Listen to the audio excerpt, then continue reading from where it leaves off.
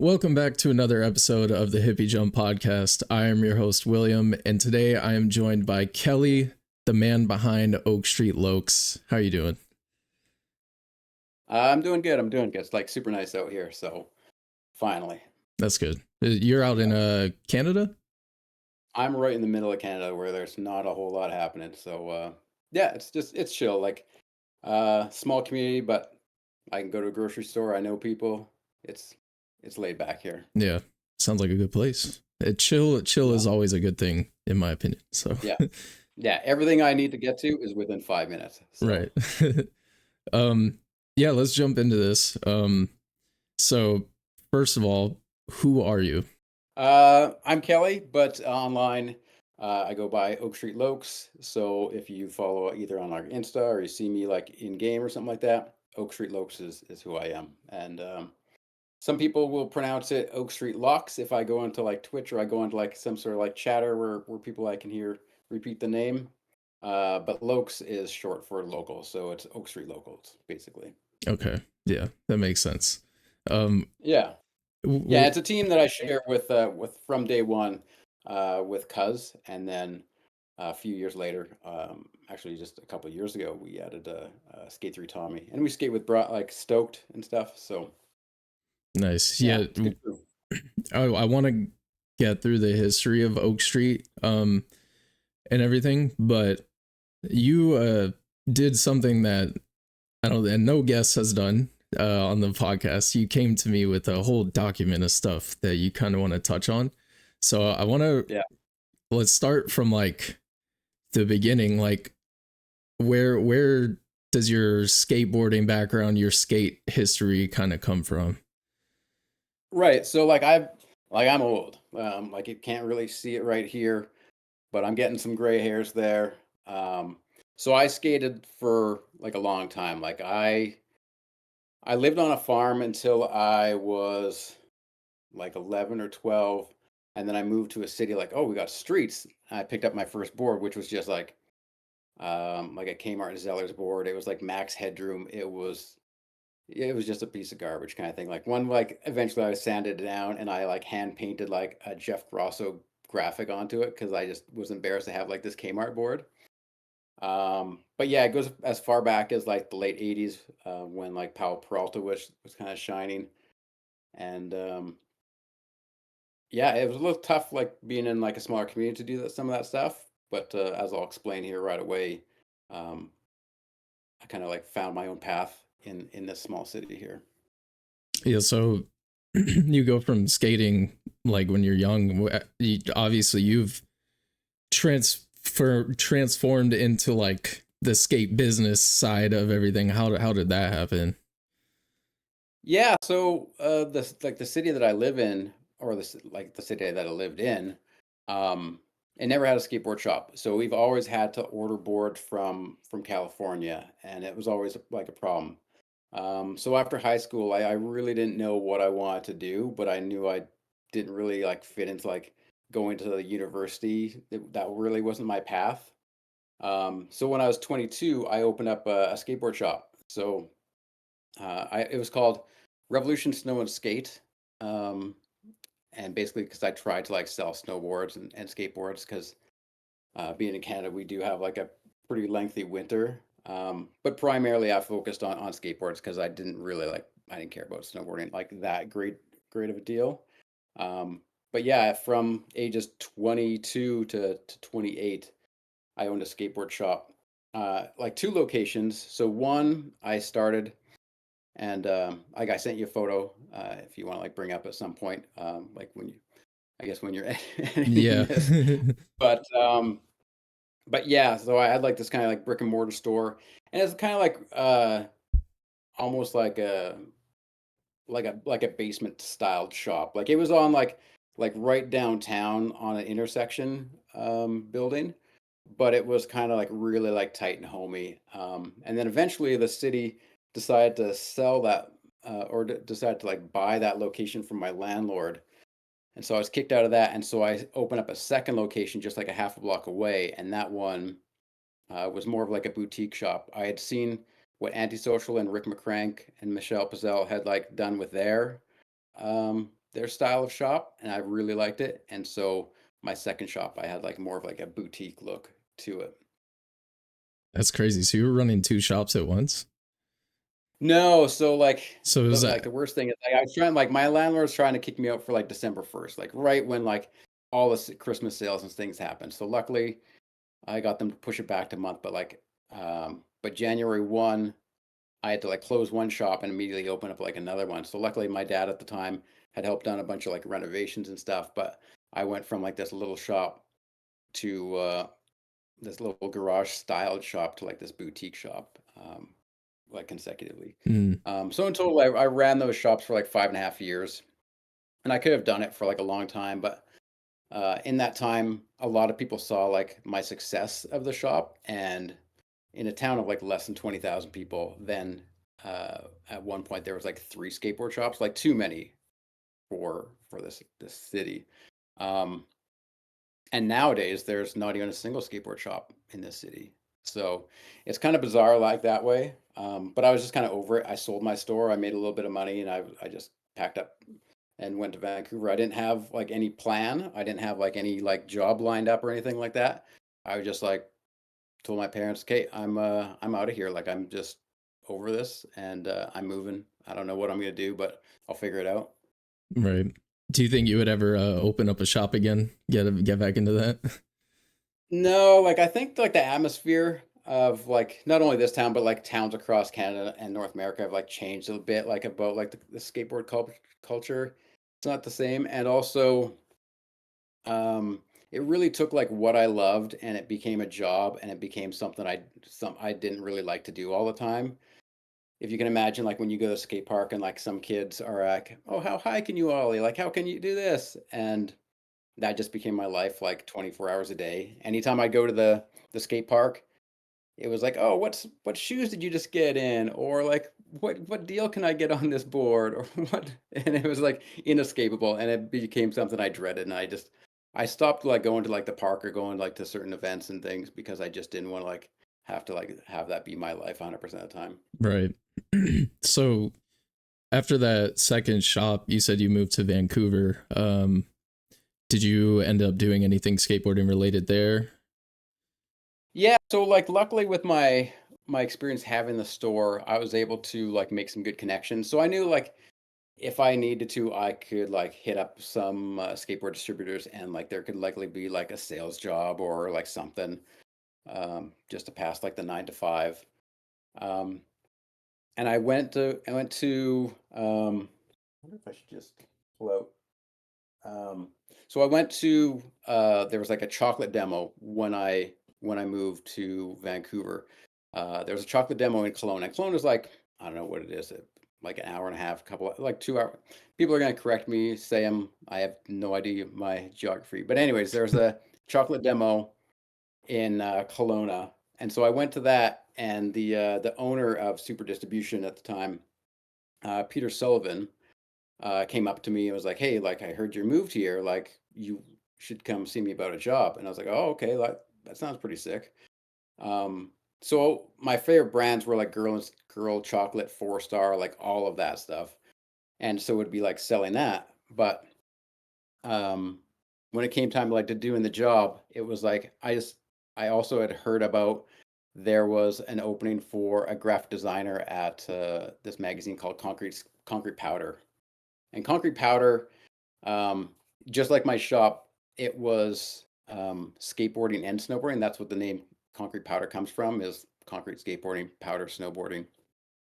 Um, and so I started and I applied for a job there, and I got on as like a junior graphic designer. It was like, all right, we're gonna like pay you like the smallest amount we can, and we'll give you like 12 hours a week. So I was just bleeding into my savings and doing this job. But eventually it like became a main job, and they said like, hey, we want you full time.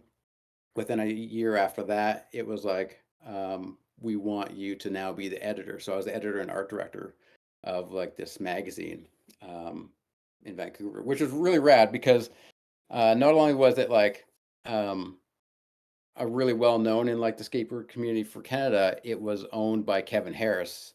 And Kevin Harris, if you don't know, Um, he was like a member of the Bones Brigade. So like he was like the older guy on the team. Like so when the Bones Brigade would go on tour and stuff, like he'd be responsible. Like I gotta take care of the hotel, I gotta be the driver, I gotta babysit Tony Hawk and stuff. Like he was like that guy, and he was the owner of like the magazine I was working at. So made a lot of connections and stuff. It was so fun, so being there. Man, Yeah. that's crazy. You've been deep in the history of skateboarding like all your life. That's wild. Yeah.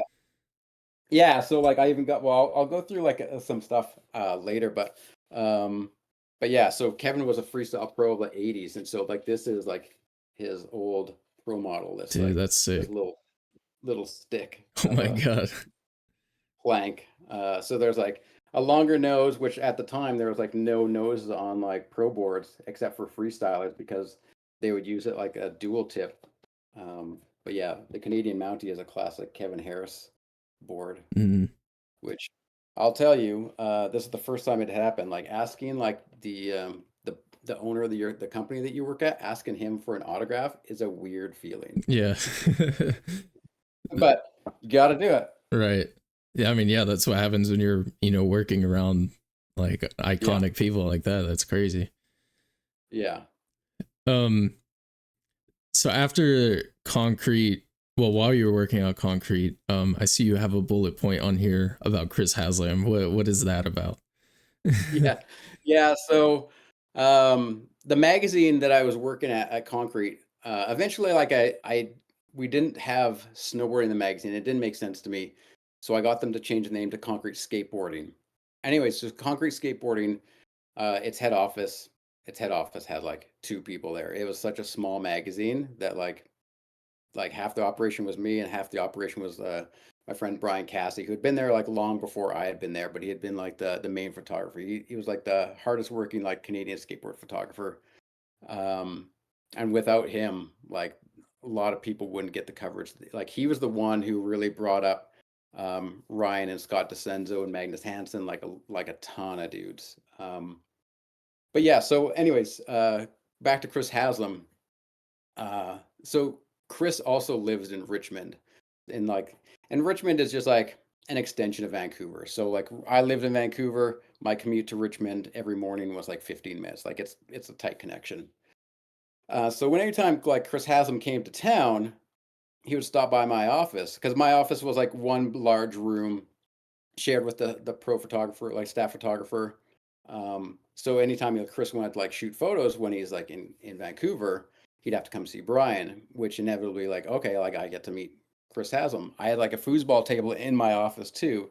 So Chris, every time he like shows up, he's like, "Hey, Kel, we're playing some of this foos," and he's like a highly competitive person, and like he excels at like everything. So like I'd beat him a few times, but like a lot of times I would just get like whooped in that. But yeah, so I sent you some photos there. So I believe on like the left there, there's like Chris is like yelling, and there's like maybe some palm trees in the back. So that was like a year after I started at Concrete that it was like, oh, it's our 15-year anniversary, and it's like the 20-year anniversary of Ultimate Distribution, which Kevin Harris also owned. So we're all like everybody on the staff, we're all going to Vegas, and Chris joined us, came to Vegas. So that's us like hanging out in Vegas. And one thing that's like really funny about Chris is that like super nice guy. I've not like never anything like bad to say about him, but he is like such a hilariously picky eater. Like we would go like, all right, we're gonna go to Cirque du Soleil tonight, and we're all gonna go for like this really fancy dinner beforehand. But Chris really didn't like that really fancy dinner, and instead of like eating whatever, like steak or seafood or whatever else everybody else was enjoying, Chris decided to go across the street and just get some cookies because he just wanted to eat cookies instead of a nice expensive dinner that's already like paid for. So that was like super funny. And then on the other end, the other picture of Chris and I, Chris is holding up some yam fries, and that was like at the Nike Nothing But the Truth video premiere, which was like 2007. And Chris is like probably like mid 20s in that picture or something like that. he was really skeptical about having these, but like, that was the very first time that he ever tried yam fries. And so he's got this like, I'm holding my yam fries. And then in the middle there, you have this other portrait of Chris. And that was like something that I shot like a bunch of portraits of Chris because Indy was doing like some sort of ad for the magazine for us. And I shot all these like really great portraits. Like they had like some had like good lighting, some not so good. Like some were like, I was just putting it together. But what they used was like this one where Chris was just standing awkwardly and looking off the camera. And I'm not even going to show it because it looks so bad. But they picked one of my worst photos and they made him into a paper doll and then had all these like indie clothes that you could like put on like the Chris Haslam paper doll.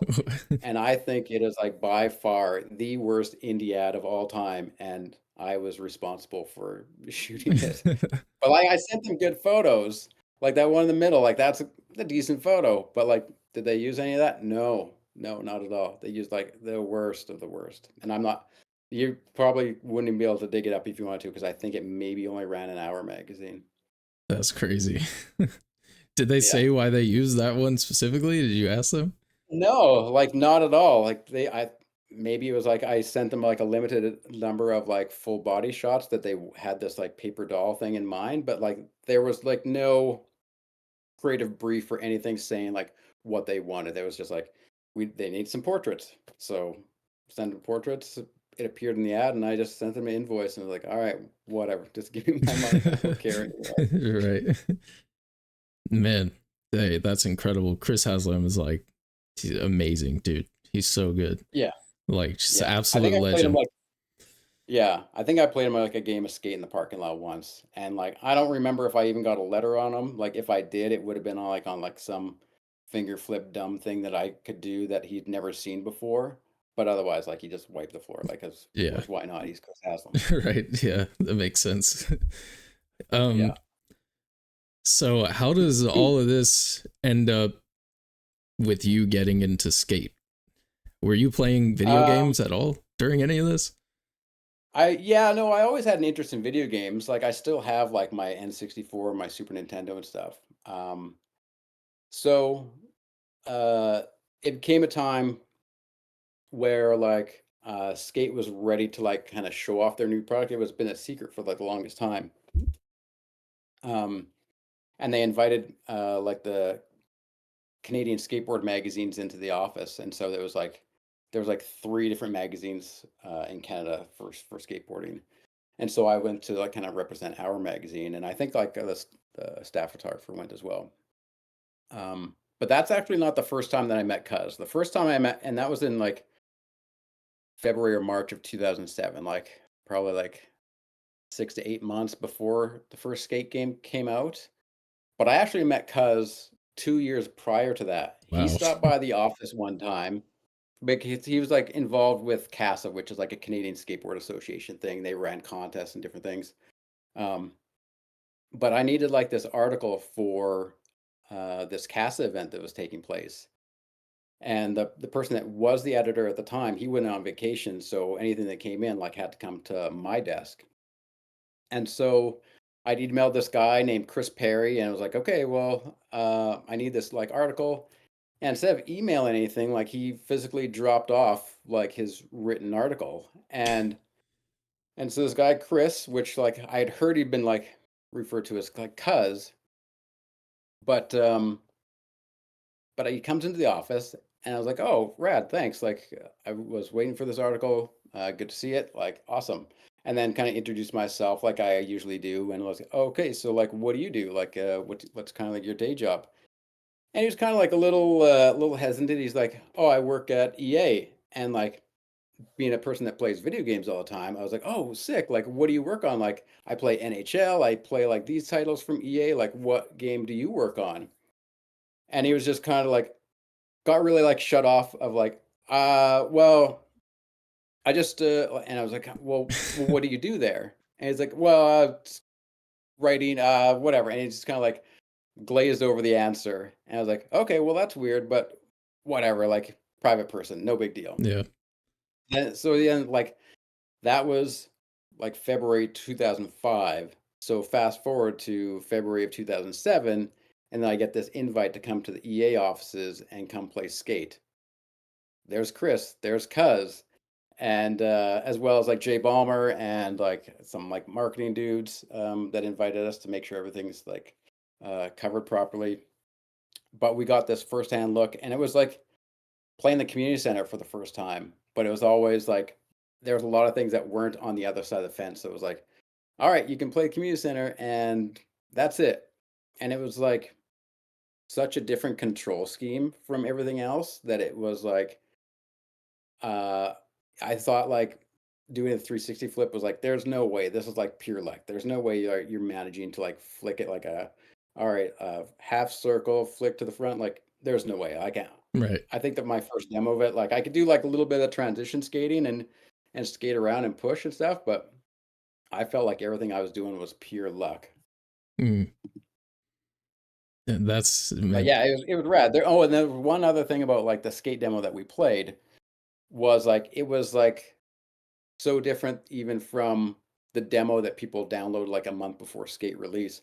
When you fell and you like crashed or like you didn't die in the game, but like I mean like when you kind of like had to respawn, when you would fall off your board, you'd have like you'd be hit with this like full red screen, like as though it was like a kill screen. And so immediately I think like emailed like the marketing person like after I left, and I was like, oh, this just feels off. Like I don't like this kill screen. Like this is kind of a bit weird.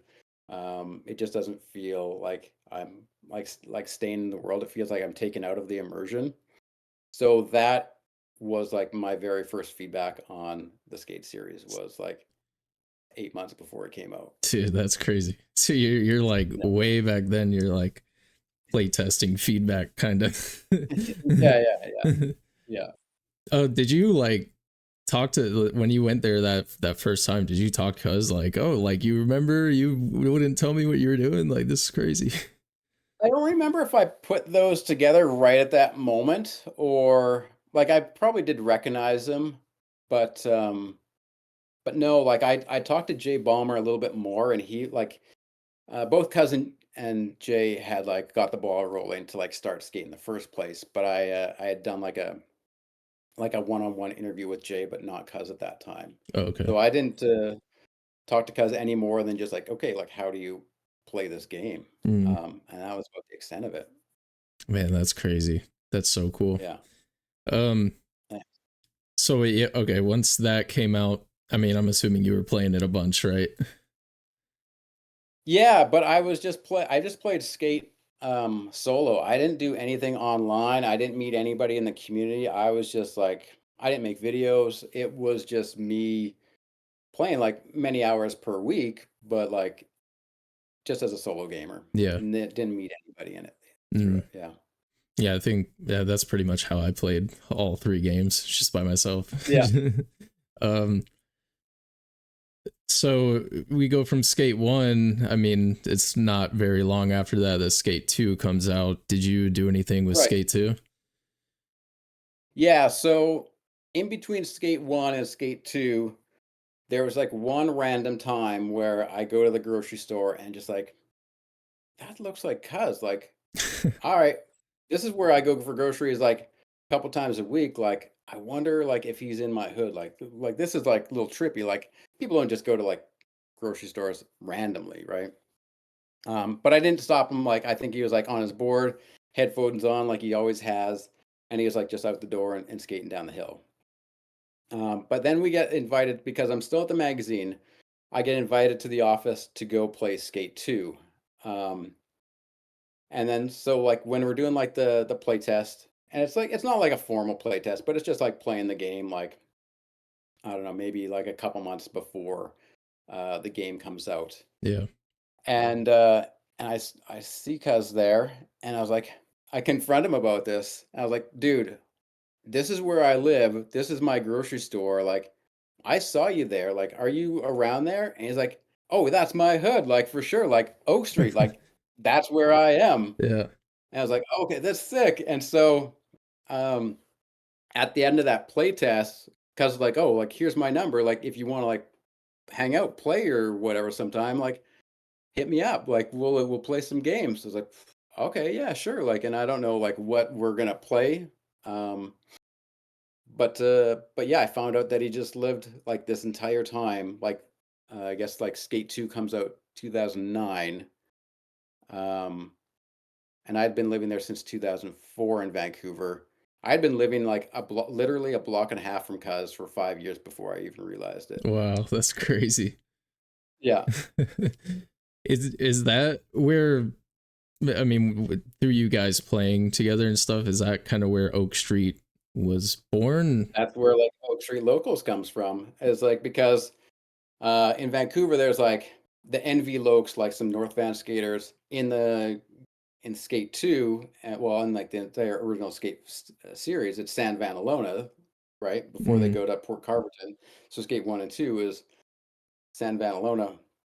And so that's in the game is SV Lokes. So we're like, okay, well, we're Oak Street Lokes because we live on this street like so close to each other, right? And so that's how that happened. But that didn't happen until like a little bit later on. But like so like after I go playtesting at EA, then I was like, okay, I texted Kaz and just like, okay, like let me know if you want to go skating sometime or hang out. Like we can go to skate park or whatever.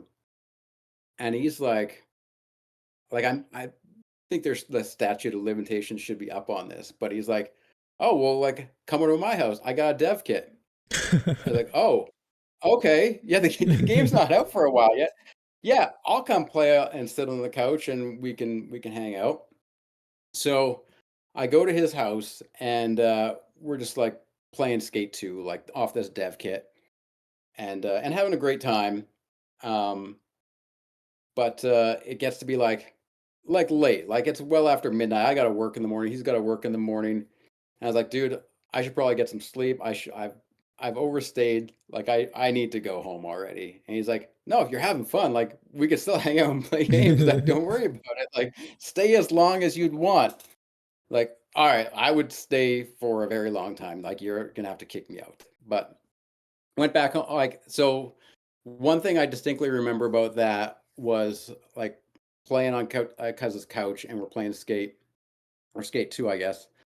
And we're playing like this roof gap, and I was like, all right, watch this. I got this like hard flip across this gap, and he's like something snaps, and he's like, yes, you called it. Like it wasn't just that I was doing things by fluke. It was like, all right, I clearly have like played this game for like hours and hours. And so I think at that point it kind of clicked. It was like, okay, like Cuz is already playing a bunch online. And so that was like, Kelly's good enough that like I'm gonna introduce him to my online friends. And so Cuz had run this weekly blog on the EA site, and it was showcasing like everybody's like newest videos and stuff. So he got to like see the best of the best, and he was like really interactive with the community, and so he would also like play online with like everybody, or like like in certain pockets, and mostly he would play with like the hoodlum dudes.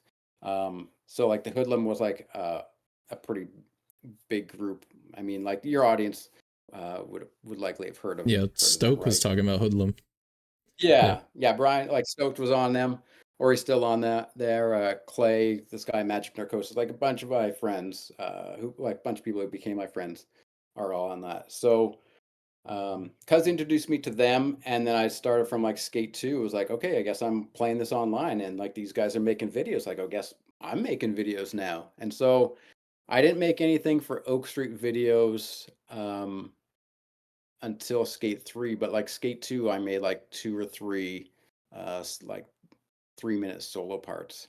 Okay. But back then, I don't think YouTube even allowed gaming on their site. So we had to use like this like site called like We Game, and it was like upload. And so I had like thousands of views on this, but like that site has disappeared. And then um yeah, it was I think that was like my Skate 2 legacy was all that. Yeah, that's wild.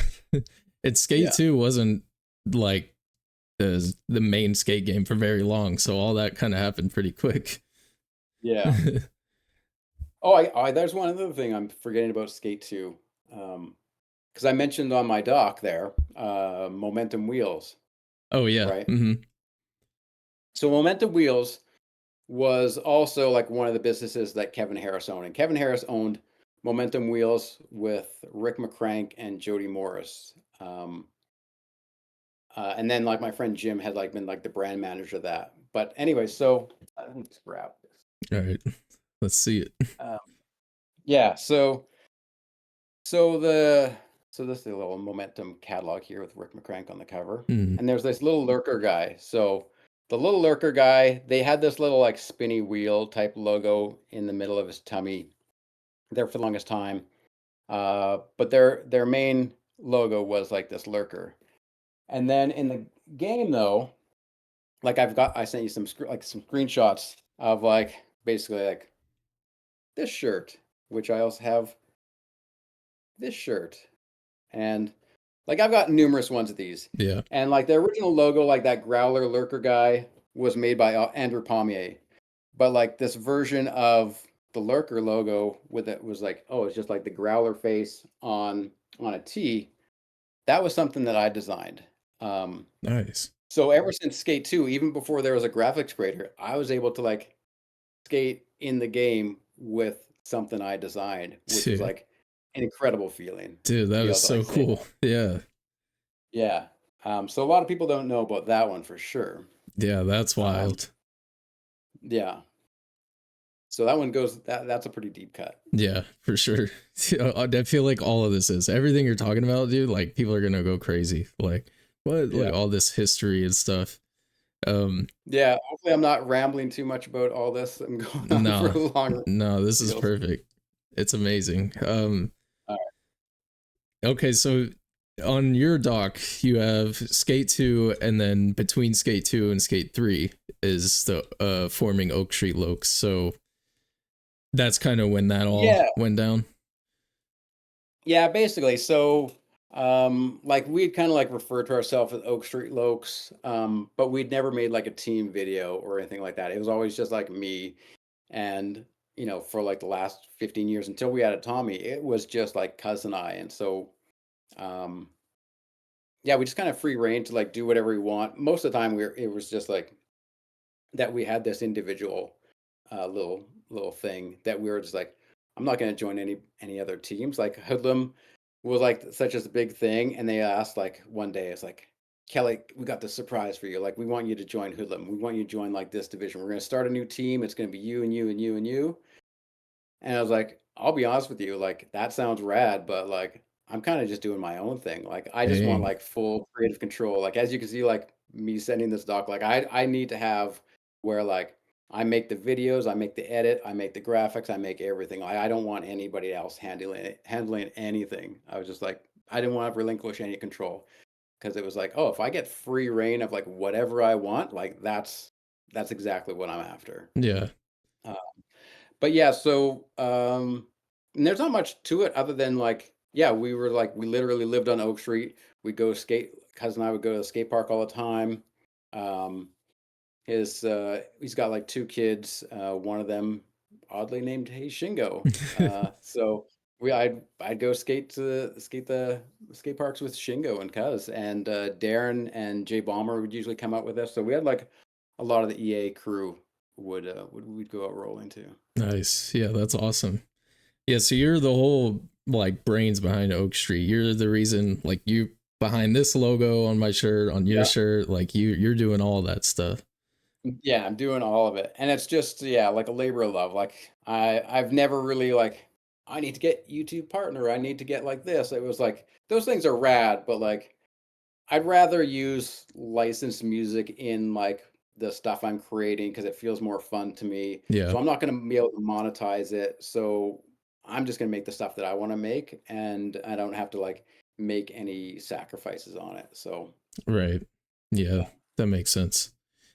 Um so Skate 3, what went down when Skate 3 came out?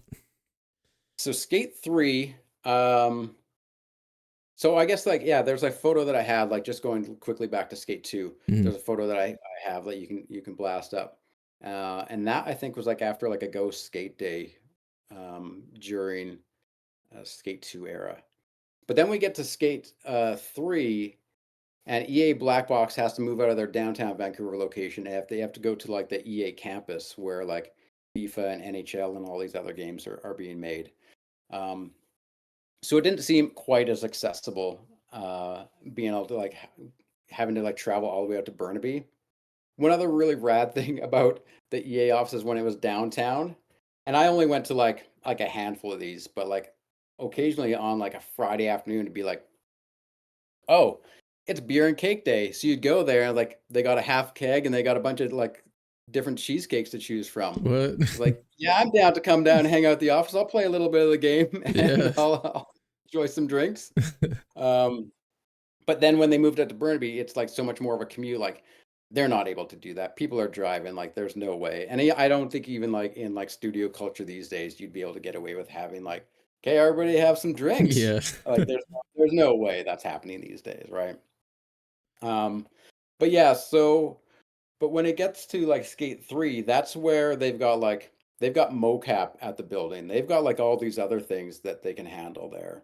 And so, cuz once in a while, like since we were like still hanging out, he'd be like, okay, so um after the Xbox party would be like, okay, we'd usually have like 4 to 6 people in our Xbox party at all times. But then like at the end of the night, it'd be like cuz would be like, hey, just hang back. I need to talk to you about something. And occasionally it'd be like, okay, like for an example, because I sent you a photo of this, is like, okay, yeah, this week or next week, Lucas Puig is going to be coming to town, doing some stuff, doing some voice recording, or he's going to be doing some stuff here at the office. Like, if you want to do anything with the magazine, let me know. Come on down. And Nice. so, like, I would just like get the call, like, yeah, okay, I'll figure out something content with the magazine. Like our magazine almost strictly covered Canadian skateboarders, but we do like a top 5 questions, or we do like some other like random page in the magazine. I was like, okay, we'll do one of those with Lucas. So yeah, like that's like just an example of the benefit of like having those partnerships around. Yeah. Yeah, no, that's awesome. He's giving you the hookup. You got me like this, because like nobody else could really know that like, okay, these people are going to be in the game, and so it was a matter of like, okay, like here, here's the inside scoop. Right. So after the photo that you're talking about on this doc, it says first Oak Street team video. What was the story Yeah, behind that? so uh that one proved to be like a little bit more difficult to make than I assumed. Um so there's a couple things that went into that one. Um I was still skating, like cousin and I were still skating with like the hoodlum dude, so like I think I didn't want to have like a video that was like, oh, it's a full team video and it's like 2 people, like big whoop. Yeah. So I included like the top like 8 or so hoodlum guys that I was skating with. And then it was a cousin I had, like I think he had opener part and I had ender part. But oh, and the title of the, because we'd always get these connection errors, like when we play like Skate 2, Skate 3. The title of the video was an EA Nation error has occurred, because we'd always get this pop up of like, all right, your online connection is like got bunked. Yeah. So an EA Nation error has occurred was the title of our video.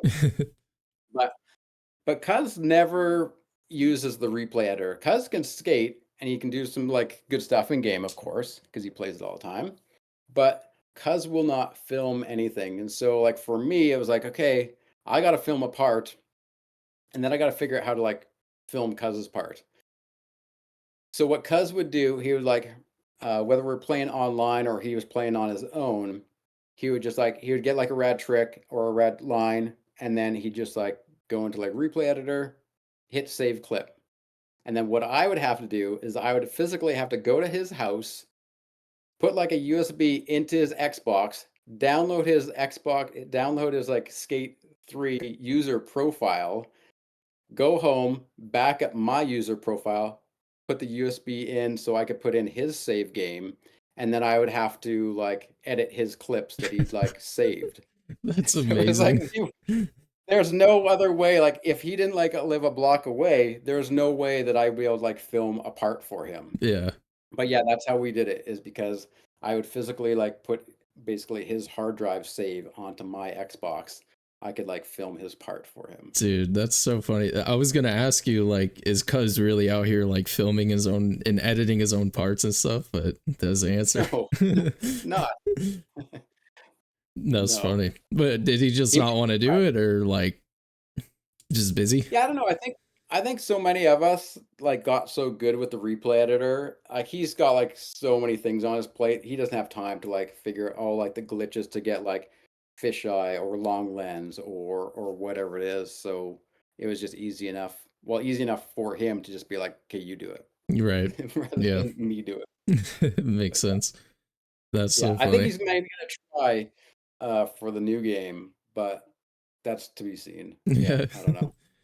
Oh yeah, I can't wait for the Oak Street team part when the new game comes out. That'd be sick. Yeah, and so yeah, that'll be a weird one because I skate realistic, with some like goofy stuff in there. Cuz skates realistic, and then we got Tommy. So we got this real juxtaposition of like stuff happening Yeah. on the team. But and I don't know if like people are really doing like full video parts anymore, right? Like they are doing like just small or easy to like digest content that's like just short Yeah. form. Yeah, it'll just be People, like one song video and that's kind of it. yeah, yeah. People aren't really like, I don't think want to sit there for like a 15-20 minute fake skateboarding part. Yeah, that is a lot. Yeah, um yeah. when did Tommy come on board? Like how did you meet Tommy and stuff? It was from like joining the skate council and like I'd never like heard of like I didn't really pay attention like between Skate 3 and like the start of the skate council. I really wasn't consuming any YouTube content or anything like that. I was still playing, but I wasn't like keeping track of like who's like creating stuff. Mhm. Um so when Tommy was asked to come on the skate council at the beginning there, um this stuff was really rad, and so, like, he started playing with us on Xbox, um, and then, he just, like, became like a good homie kinda dude. So, it wasn't just that he could do this crazy stuff, it was like, "Oh, we actually enjoy playing together," like, he's a solid dude, so, um, then one night, Cuz was like, "Oh, like, well, you're on Oak Street, like, um, uh," and said this to Tommy, and I'm just like, Tommy's rad, but it was, like, kind of, like, unexpected because it was like as much control as I like to have over everything, it was like, "Oh, I just someone made a decision, like, without me." Yeah. And, like, 'cause, like, you know, he means the best, of course, right? And he apologized, which he doesn't need to apologize for adding Tommy, like, to the team, like, cause Tommy's rad. Like, we love having him on there.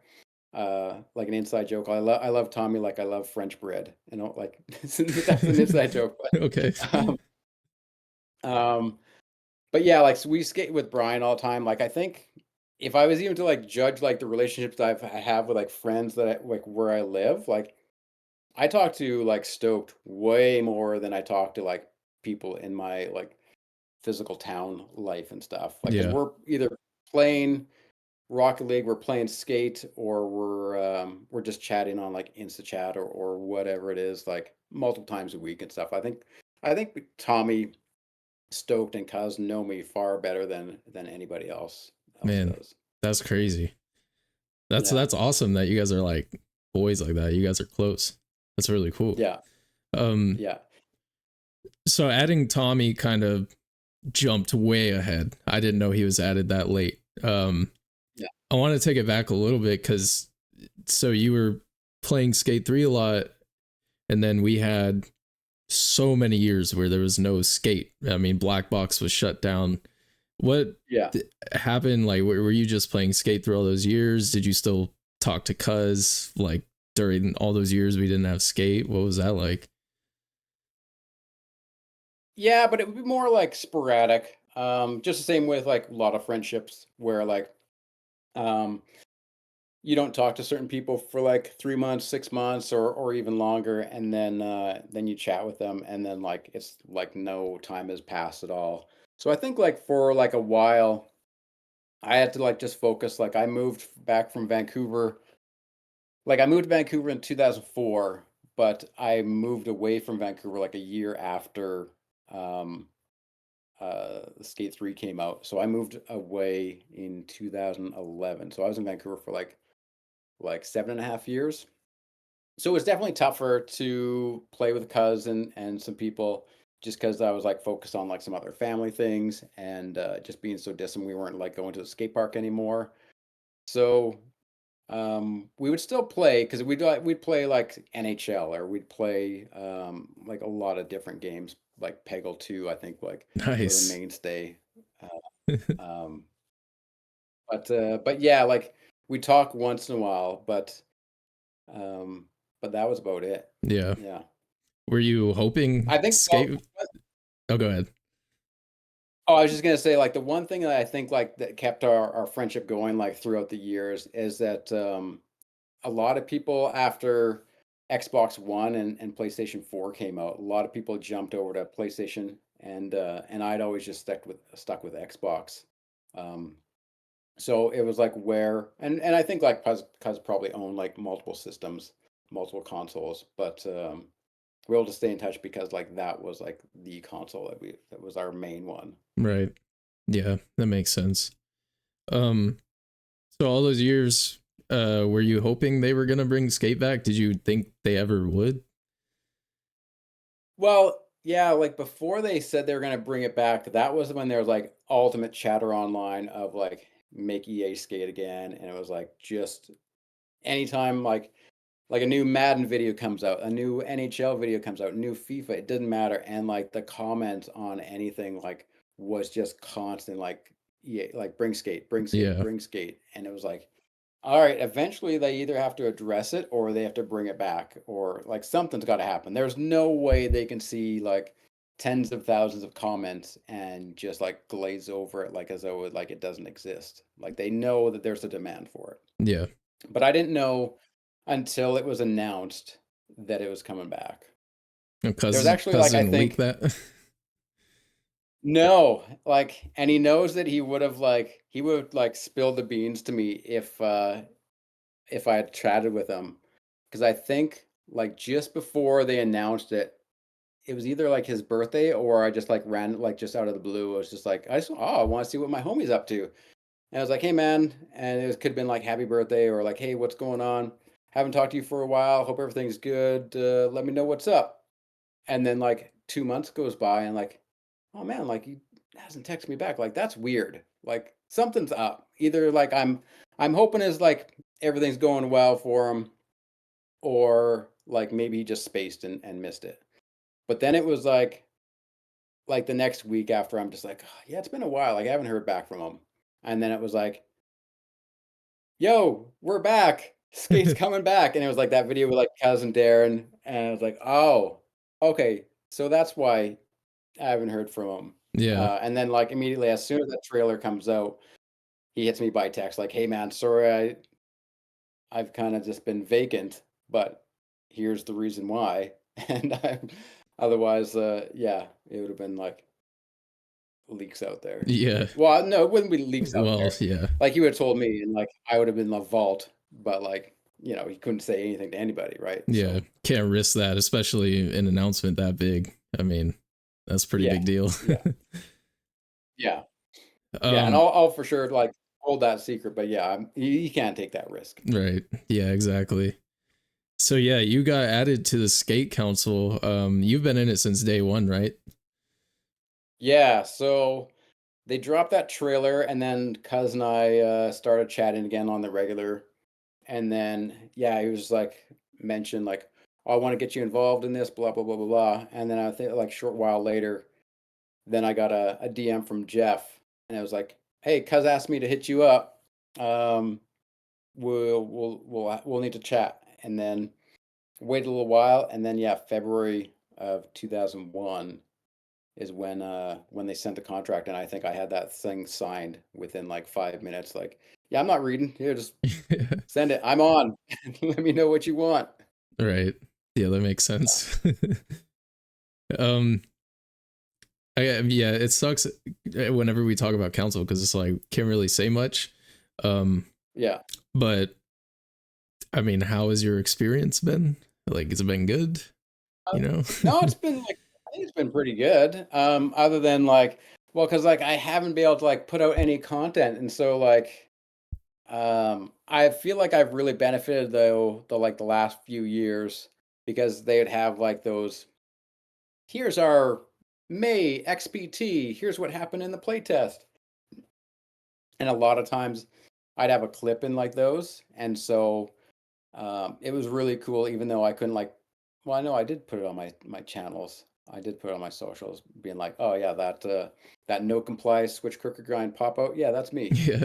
I don't think we're really like supposed to say that we were like doing that, but it was like, ah, it's one clip, whatever. I think I had like a minimal following at the time. I was like, whatever, this is me. Yeah. Um, but yeah, like that happened for like quite a few XBT tests where like I was able to like get some footage in there. And so like that was like a real rad thing. I still couldn't like tell people in my town here where I'm living. I couldn't be like, here's like everything that's going on with the game. So it's been like a little tough on that way, but I Yeah. don't know. How's your experience been? Yeah, I mean, it's been really good. We've been posting gameplay. I went out to LA, played the game with a bunch of other people from the council and like press people, other YouTubers and stuff. You went somewhere else, but that was your thing. um, Yeah. So yeah, I went to Vancouver again. Like I hadn't been to Vancouver in like 12 years. So I really miss like seeing like some old homies, like people that I either worked with, people like Cuz who like I still consistently play games with and stuff. So I was able to like just go out for dinner with like Darren and Cuz and Shingo and like a bunch of friends and stuff. Just eat the good foods and see the good friends and just make the most of my time. I went out there for like a week vacation just as a reset. I just haven't taken a vacation honestly in like 10 years. Like I've just been like on the grind yeah, with work and kid and stuff like that. Yeah, I was finally able to get away. So I was really happy to do that. yeah. No, that's awesome. That sounds super chill. It was very cool to go to LA. I mean, it was incredible. Like one of the coolest things I've ever done for sure. Like, go play Yeah. skate in LA and meet all these devs. But I do hope one day that we get to go to Vancouver. Like I want to go to that studio. I Yeah. think it'd be really cool. Um, Yeah, for sure. Yeah, I don't know if they'd let us like tour like mocap and like all of the things that they have at that studio, if we just be like going to the office and like I don't know if it's a capture or we just like all right, we'll just meet up to do some high fiving or what they would possibly have planned. But yeah, I mean that's one of the things that I really want to hope for that we could all do that. And I mean, it's fingers crossed, like really hoping. I mean, I don't expect it, but yeah, yeah, whatever happens is all just gravy from now on, right? Because it's like we are finally able to like post that content and share our viewpoints on things to a certain extent. So right. Um, yeah, let's talk about that. You've been posting a lot of edits lately. How do you feel about everyone's like reception of it all? Like how everyone is on the internet about it and stuff. um I mean, luckily, like I've accomplished enough where I don't think anybody's comments will affect me. I can sleep perfectly fine at night. Like I can read someone's negative comment and just like 30 seconds later, I'll never think of that comment or person again. Whatever, it Yeah, doesn't bother me. I do see that there is like some legitimate concerns about like certain extents, but like a lot of people, for the most part, they're just regurgitating. Like one person will make like one comment, and another person will just like repeat it, and just becomes this echo chamber of stuff. So the one unfortunate thing is that like if I try and like be positive about the game, then I'm a corporate shill. If yeah, I'm really like standing up for someone that's like trying to be happy and see the good aspects of the game, then I'm just some sort of fraud. When it's like, guys, maybe you should like think about some of the things. Like I know seeing like a lot of the footage, like I'd be maybe concerned of like, oh, like how low can we like pop our tricks or like what kind of like grinds like magnetism is there and stuff like that. But I think once people get their hands on it, like it's really up to you. Like the settings go deep enough that people can make it their own game. They can make it a Skate 3 Tommy game, or they can make it like a low pop realistic game. Like it's still not going to be like it's not a skateboard simulator, and it never has been. It's always been like a little bit arcadey. Um, Yeah. but you've always been able to like make it what you want. And I think that's like the biggest benefit of skate is that like it has like this really great like street structure, and it's also got like a really great like transition structure where like in Skater XL or Session, and I don't mean to like call out like certain games, but like I don't think you're gonna find like mega ramp like fun track like big like whoop de doo type things where like you can like basically go snowboarding on these things and have like a different type of fun. It's really grounded in that sim. Um, so that's what I like skate the most for is that you can have different play styles because a lot of times like the people that I would skate with, like we'd all like skate like really realistically. And whether it was like the most hardcore, like realistic player or not, by the time we got to the end of the night, we'd have these heckle sessions where we'd like talk trash to each other. And we'd all go to the fun track or we'd all go to like the dam and skate three and we'd all huck ourselves off. And it was just like a load of laughs. Like it was just like, all right, let's time to like let loose and like we'll jump off like Danny Way's Hawaiian Dream ramps and stuff. Yeah. So um, I just hope that like people see that like they can make it still their own style. Yeah, I mean, it's all up to the player that has a controller in their hand, like what you do in the game. Um, Yeah. and yeah, it's the game's never. I think a lot of people's perception of the game about it being very realistic is from back in the day. All we had was Tony Hawk, so we go from Tony Hawk to Skate, and yeah, it was a lot more realistic. But now we've gotten those more realistic skateboarding sims, so we have something more real to compare it to, and that's kind of Yeah. where people get tripped up. But it's like it's still Skate. Yeah. Yeah. And I think like people want it to be like this extension of like, oh, they want it to get more real. And I get that, but skate for the general public, even though it's a lot easier than like the two stick control games, like it's still like a difficult game like for like someone to like pick up. Yeah, And yeah, sure enough, like people can learn. But if I have a friend that like maybe plays Mario Kart but never plays Skate, I can't really like play. I'd never be able to play XL with that person because like in like the one evening that we're hanging out like on the couch, they can't just pick up and learn it quickly. And that's what Skate kind of needs to straddle that line of being like fulfilling for people that like are experienced and um, quick enough that someone can just like pick it up and learn it where they want to like learn more about it. yeah, Um, yeah, yeah. And I think with how things are in the new game, especially with like grind transitions and stuff like that, I think there is kind of a learning curve, even if you have played Skate all your life. Like if you want to make that stuff look really real and like yeah, this stuff that Pigeon Thief has been posting looks really good and really realistic. Like there's a learning curve to yeah, how he's playing. So yeah, yeah. And it's all dependent on like I don't know if people have realized this or not because I mean they're not really allowed to like publicly talk about like what their play styles are and how like they're flicking it. But like there's so much nuance into like how fast and how slow you're flicking your tricks that will affect not just like how high you're going, but how fast the trick was like is flipping and stuff like that. So I think people are maybe just getting in and just like going just at like the whatever like the standard setup is and just like, oh yeah, like I'm flipping like 2 feet high on all my flip tricks. I'm not getting like low. It's like, but you can. It's just try to flick lower or slower, I mean, or something like that. right.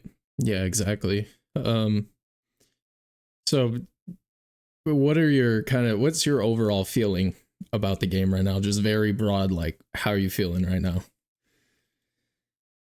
I'm good. Like again, like I know people like want story. I really don't care about a story. Like I played through the Skate 1, 2, and 3 story once and I never touched it again. So like for the last like Skate 3 came out in 2011, right? And so or no, 2010. 2010, yeah. 2010.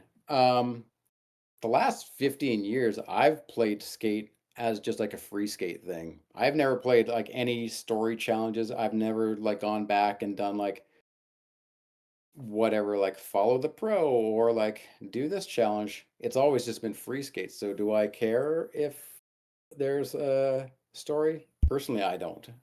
Um, I think it's like in a good enough place that it can like launch, but I think there's still going to be like lots of room to grow, and I think that's what I'm really wanting to see is like I want to see what the next neighborhood is. I'm going to see like how some of the like the deeper tricks are going to evolve. Um, but yeah, I think I feel pretty good. Like, and do you? Yeah, I mean, it. I think my biggest thing is how the skating feels, and I think the skating feels amazing. Um, Yeah, and also I acknowledge that the game is 0.27, pre-alpha, yeah, alpha, whatever. It's like so far from being done that I'm like, all right, well, yeah, we're kind of got a good foundation, and if they just continue to build off of it like years and years to come, like I feel like the game will end up really amazing if it, has that support to last that long, which yeah, hopefully it does. Um, yeah, but I mean, the free to play loot box stuff, not a fan of it, yeah, but it is what it is. It's there. So yeah. Yeah, and my expectations is like I know what like a lot of these free to play games give you. Like if I go through Rocket League and I use like just the free passes versus the premium pass, like every season I think they give you just like a small sprinkling of like some free stuff, and it's not ever stuff that I'm gonna use. So my expectation is like if they're giving a free stuff, like I'm not expecting them to give us like dunks, or I'm not expecting us to give us like premium stuff for the most part, because I know that like whether they give it out for free or they charge players for it, like they still have to pay that company for the rights to use that piece. yeah, So, um, and I'm fine with paying. Like realistically, what do I need to like play this game? Like I could play the next 2 years of skate, owning one or two pairs of shoes, a couple decks, and like some different colored t-shirts. Like I'm really not even looking at like a lot of the branding on the shirts and stuff. Like I'm seeing like the back of my skater like when I'm playing. So like yeah, sure I want some stuff to like kit out my skater when I make videos and I want to like have like different looks. But do I need to have like 20 pairs of shoes? And like no, that's absurd. Like it's not like Barbie's fashion dream house game. It's skate. Like yeah, I'm there to skate, you know? yeah. What do you think? The possibility of having Oak Street shirts in the game is? Oh, I mean, everyone's got to buy those, right? Right. Yeah. 'Cause I'm a, I'm a wicked shill. But, um, I mean, it would be cool. I'm not gonna lie, like that would be like a really cool thing to see some things in the community. But I guess I gotta be realistic and like I don't know if that's ever gonna happen because the amount of people that would like submit um things about like their fake skate teams would be like it'd be enormous, and you'd need like a huge moderation team and like the amount of stuff that would like need to be in place in order for like those to like go through the right channels and then become a graphic and then become in the game versus like how many units they would actually sell.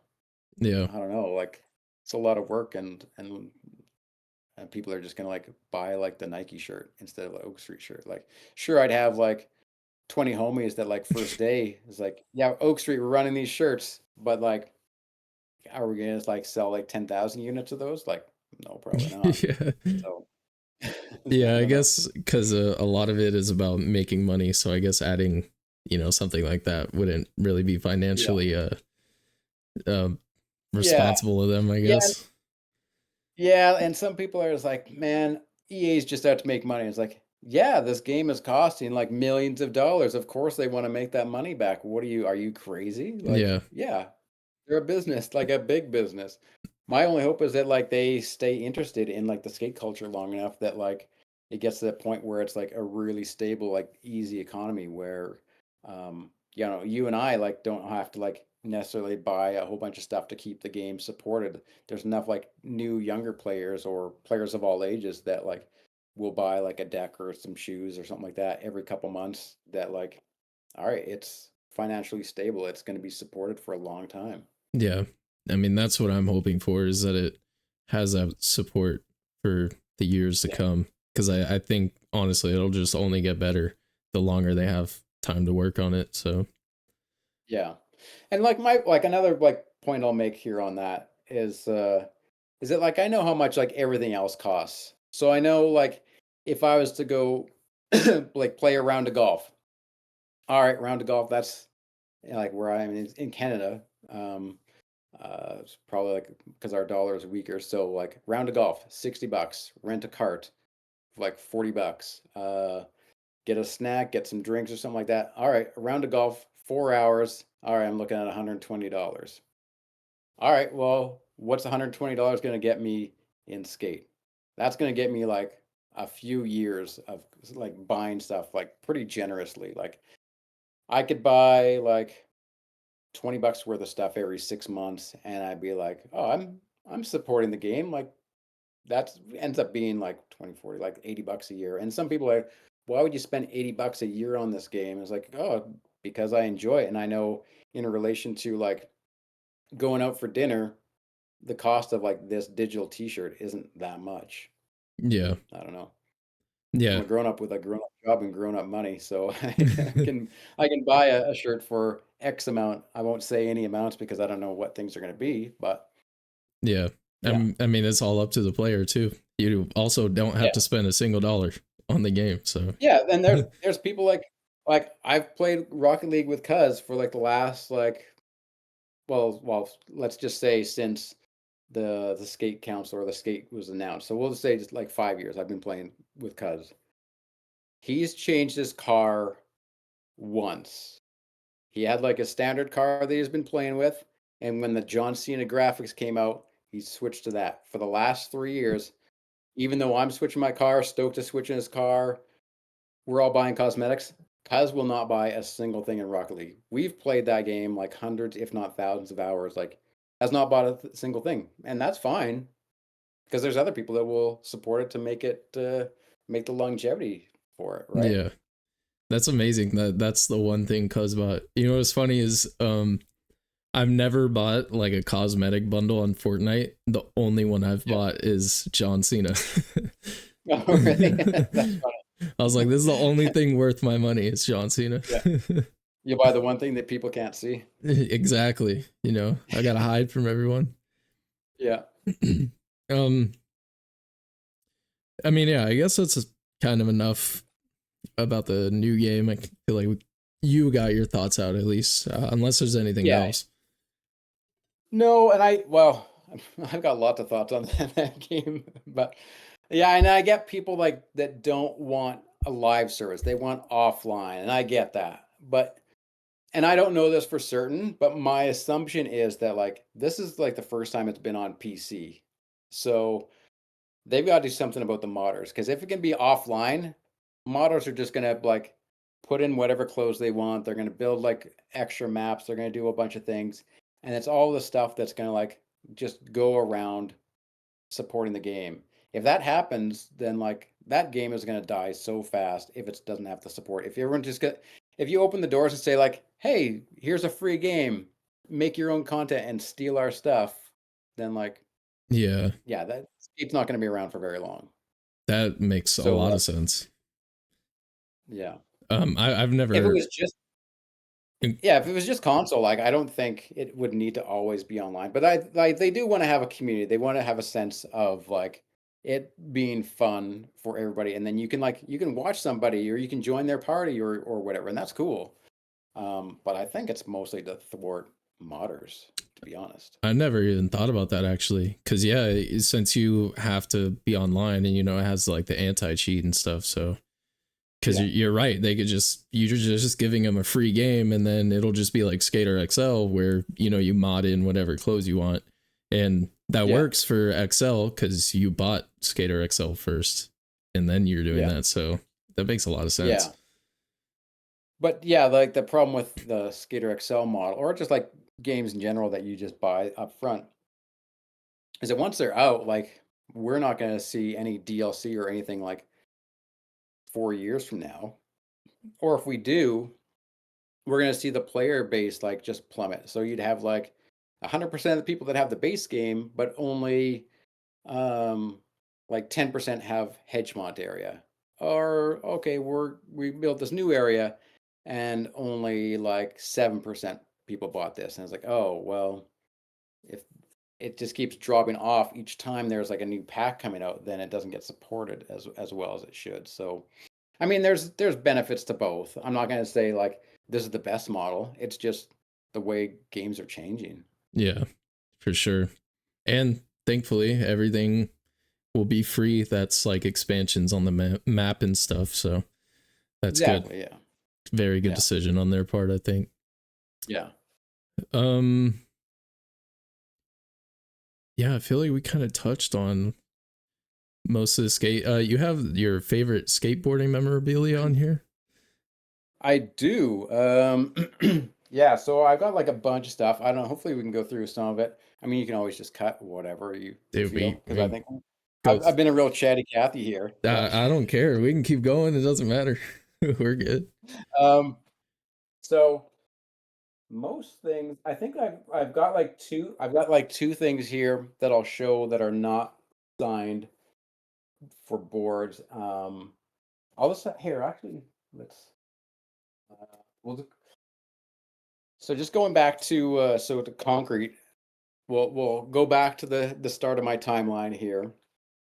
So I worked at concrete there from 2004 to 2011, and even when I left, it was like I moved back to Saskatchewan, and it was like could still be like the art director of it. It was like it was pretty sweet. Like they were paying me like decent, like a lot less than if I was like showing face in the office, but I could like be back in my little Peanuts hometown, and I could like I'd be working on the magazine. But while I was working there, we had a couple like really like special issues and things that I worked on. So I worked on the magazine for like 50 issues. That was like my goal. I was like, all right, I'm gonna make it to like 50. That way, I was just like, I've got this like nice marker of like I've made it to this point. Um, so for our 100th issue, like, I'm kind of skipping around a little bit. But the magazine, it's as old as like is originally printed on newsprint. Like it was like old. Mhm. So for our 100th issue, here we have our 100th issue. We have like a special insert into the magazine that was like actually printed on like newsprint. There's like a whole section that's Oh like wow, all that's sick. old style. Um, on the cover of our 100th issue, we actually have Dear Man of Dark Woods. Oh, that's And crazy. I'm covering up this one side because we had somebody build this like it was supposed to be like a Sasquatch in the woods, and like at the last minute they changed the color of the fur, and it looks like it's this Yeti, Yeah. and it's got like a dark mask and stuff, but I absolutely hate this thing. The person that made this is actually he's the he does like production like art production on like some films now. So like the person that made this is like a art dude on like that Long Legs movie, like that scary movie or something like that. I don't even know. Anyways, okay, we can just cut that out because who cares about that? So, anyways, so this is in like Vancouver endowment lands. Like we are not allowed to skate. You're not allowed to destroy. You're not allowed to do anything. This happened like a long time ago. I was not involved in that. I did not break any laws. Um, but like up going up this like huge like tree, what we had like to have like this like big like run up ramp and this whole like runway to get enough like speed to get there. So we had to barge this like park in the middle of the night, drag all these ramps out there. The ramps were actually built by this guy named Seb. And Seb, you may not know, but Seb, you've definitely seen Seb. Seb in the game is Slappy. Slappy was like camera modeled after Seb. Wait, So that's a okay, connect. now I'm so confused because isn't Seb Darren in the game? Yeah, so Seb is Darren, but Seb in real life is Slappy. Oh man, okay, that's Yeah, why. Why did they do that? yeah. And I think like I could be getting like the voices mixed up, but then Darren's voice in the game is our friend Cyrus, the Deaky. Or else he does like some contest announcing type things. Mhm. And he's like another Vancouver homie. Um, so yeah, issue 100, Dear Man of Dark Woods, ramps built by Slappy. That's crazy. Um, yeah, when we put that one out, I got a bunch of quotes from people to that were involved with it. That was like really sick because everyone like wanted to be part of like our anniversary issue. So I got this one quote that I'll read here. Kelly, sick job on the 100th issue. Really stoked. Proud to have a teeny part of it. Let me know if you ever need any help down on this end. Maybe I can pin Rodney down for some words. And that was Sean Mortimer. Sean Mortimer, if you don't know, used to be like in like Bones Breed videos like Ban This and a bunch of old stuff. Sean was for the longest time Tony Hawk's roommate. Wow. Like way back. Um, and so he knows like everybody in the industry, and he's like he's written like a bunch of books, skateboard industry and stuff. And so fast forward like 6 months, and then we need to work on issue 103, which is like our photo annual. And so what do we get for that one? We did this like video days, which is like there's Stacy Peralta, and then we got like Sean Mortimer. He talked to Tony Hawk. He talked to Kevin Harris. Dang. He talked to Ed Templeton, um, Chris Haslam, and Jordan Hoffert, and Rodney Mullen. Dude, what a crazy lineup So, of people. like, and it's just for like one article in this photo annual. And I was like, all right, we've got everybody. And so sometimes I'd have to like send some of these like these interviews for approval and stuff. And so like my inbox when I was at the magazine was like, oh, okay, I gotta email Rodney Mullen today.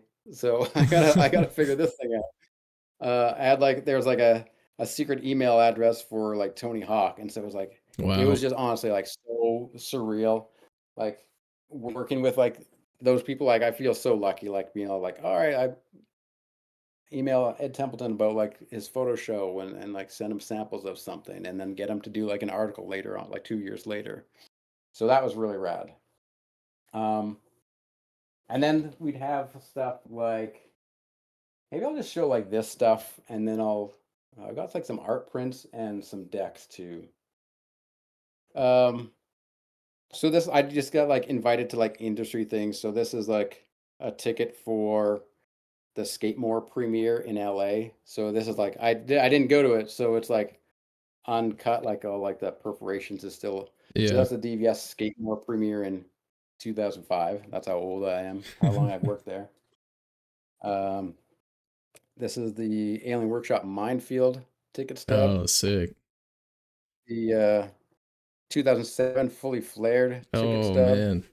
That's crazy. So like for Fully Flared, that one it was rad. I was like I need to get a photo like Rick Howard and like Costin and like I think Mariano. Like a lot of people were in Vancouver for that.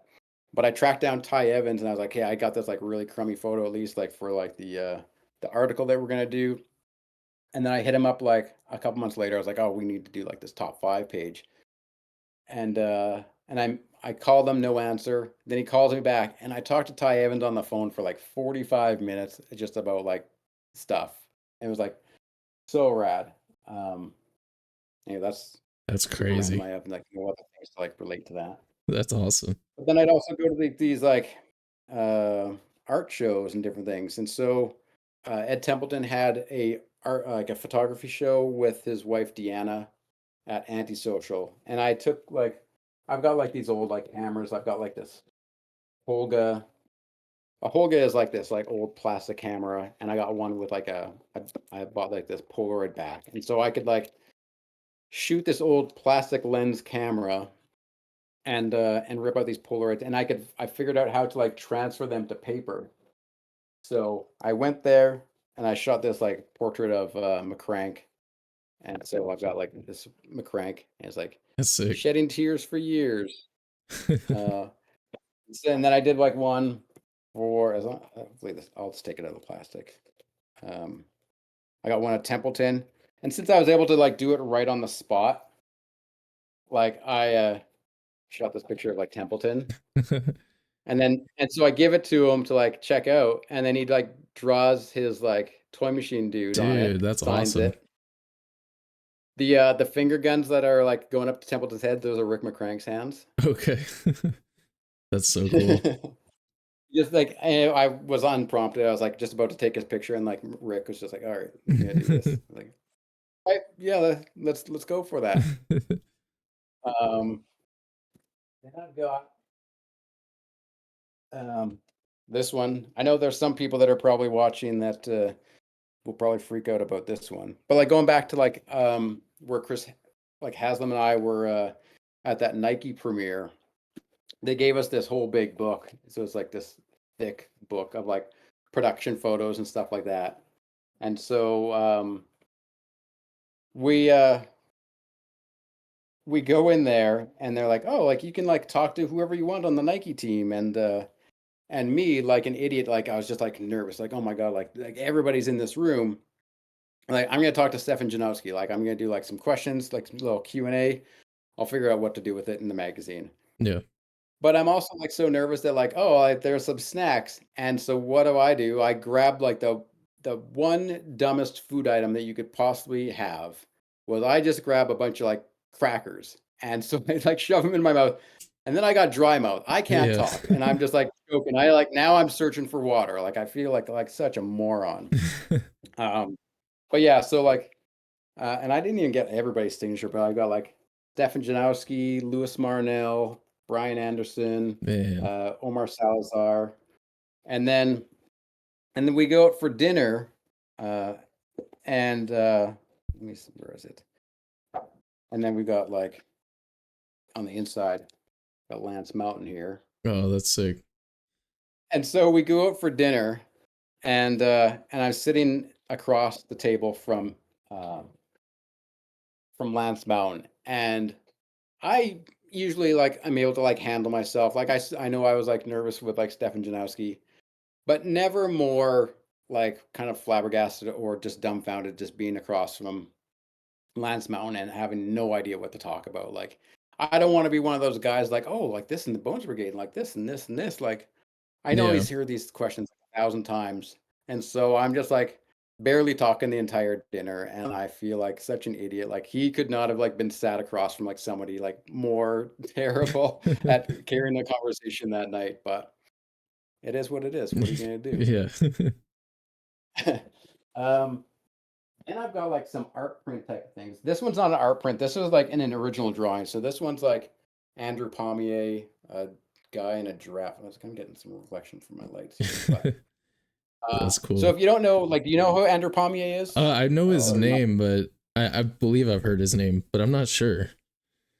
Yeah, so he used to do like just like a lot of like random art graphics. He used to like be the oh, just wait before I keep talking. So Andrew used to do like a lot of different stuff for like graphics for like a lot of random companies, and so he'd have um like a toy machine board series Oh, with like all okay. these dudes in like these suits and stuff.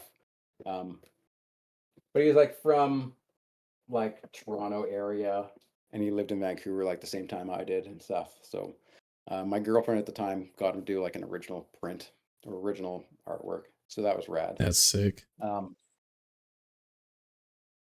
then I've got like stuff that like I buy and I don't know what to do with. Like so like Evan Hecox, who basically like ran all the graphics for chocolate skateboards.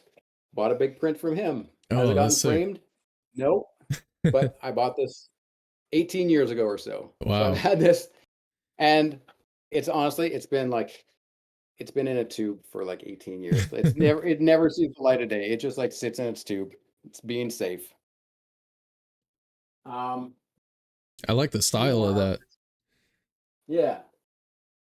So this one of my favorites. I'll start talking when I'm back here. One of my favorite skaters, like when I was in high school, was Jeremy Ray. And Jeremy Ray, obviously, like the water tower ollie gap Yeah. is like one of the most epic tricks in all of skateboarding. anyways, one of his first boards, he started doing some of his own graphics when he first turned pro. And so he did a reprint just a couple years ago of them. And so I was like, oh, I need to buy one. So I bought like this like reprint of this like it's all like the Dr. Seuss characters at like Dr. Seuss's grave, which is kind of dark. Yeah. But I was like, oh, this is sick. It was like such a rad graphic at the time. Yeah. And so I buy that. And then as I buy it, I messaged Jeremy and I was like, oh, hey, like that board or that graphic was like one of my favorites. It was really sick. I was like, actually, I stole your artwork and I made it for like my high school art class. And I sent him a picture. And so like this is the painting I did like when I was in high school Wow. of like just a rendition of like his Yeah. board. And then I sent him a picture of it. And then Jeremy Ray posted on his Instagram and was like, really psyched to see this artwork. It's been so long. What a like fantastic memory. And I was like, my one of my favorite skateboarders of all time is just giving me like a little shout out. I was Yeah. like, That's okay, amazing. sure. Yeah. So the rest of the things that I'll go through is just some boards, and I'll go through some of them kind of quickly. But I'll stop on ones. I think there's only that's like a little bit more than a half a dozen here, and then we'll Dang. wrap it up. Um, so we'll just go through some like highlight stuff. So here's like a old like Keenan Milton board. Keenan Milton was like one of my favorite skaters before he passed away. Mm. So as soon as he passed away, when I had a skate shop, it was like, oh, I'm gonna like order all of his boards. So like I had like three. I gave away one. There's actually like a bunch of boards that I gave away. I kind of wish I didn't, but it is what it is. But Yeah. old um, Keenan Milton board, back when boards were still screen printed. Yeah. Um, That thing looks love nice though. love that era.